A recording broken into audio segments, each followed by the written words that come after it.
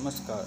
कल और आज कविता कवि नागार्जुन द्वारा रचित एक महत्वपूर्ण प्रकृतिवादी कविता मानी जाती है। कवि लिखते हैं, अभी कल तक गालियाँ देती थी तुम्हें, हताश खेती है। अभी कल तक धूल में नहाते थे गौरैया के झुंड। अभी कल तक पथराई हुई थी धनहर खेतों की माटी। अभी कल तक धरती की कोख में डूबे पड़े थे मेंढक। अभी कल तक उदास और बदरंग था आसमान।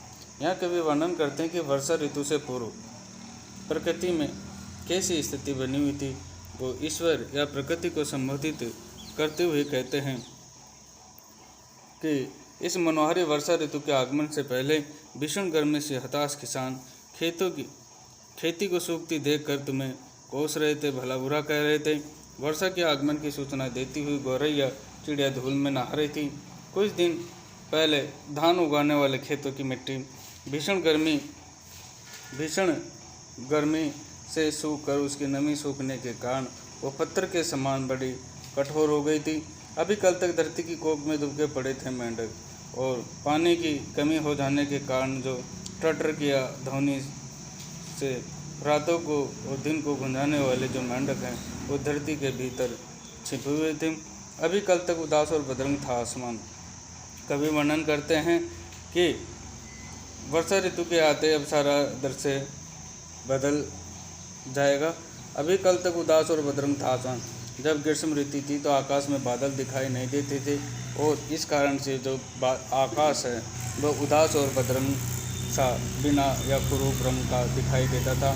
लेकिन अब कवि वर्णन करते हैं कि और आज ऊपर ही ऊपर तन गए हैं तुम्हारे तंबू और आज छमका रही है पाउस रानी बूंदा बूंदी की अपनी पायल और आज चालू हो गई है झिंगोरों की सेनाएं अविराम और आज जोरों से कूद पड़े हैं नाचते थिरकते मोर।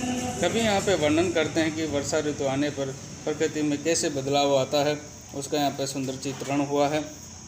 कवि लिखते हैं कि कल तक तो जो गर्मी का प्रभाव था वो नष्ट होकर के आज वर्षा ऋतु का एक अलग ही प्रभाव आया।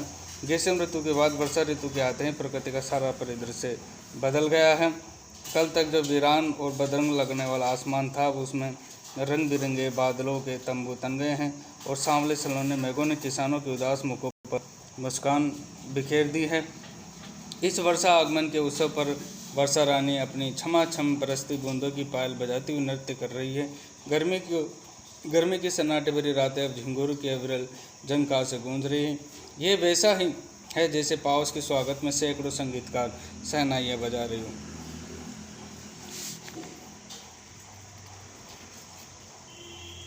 जोर से कूद पड़े नाचते थिरकते में। कवि कहता है कि कल तक भीषण गर्मी के कारण उजड़े और उदास वनों में अब मोरों की मनमोहक कूकें सुनाई दे रही है।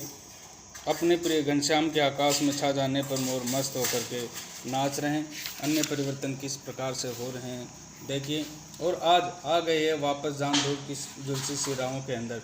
धूप या घास की सिराएँ तो भीषण गर्मी के कारण जल करके नष्ट हो गई थी, मृतप्राय हो गई थी। अब वर्षा ऋतु आने पर उनमें फिर जीवन का संचार हो गया, वो हरी भरी हो गई है और जीवन का संचार हो गया है, वापस जान आ गई है।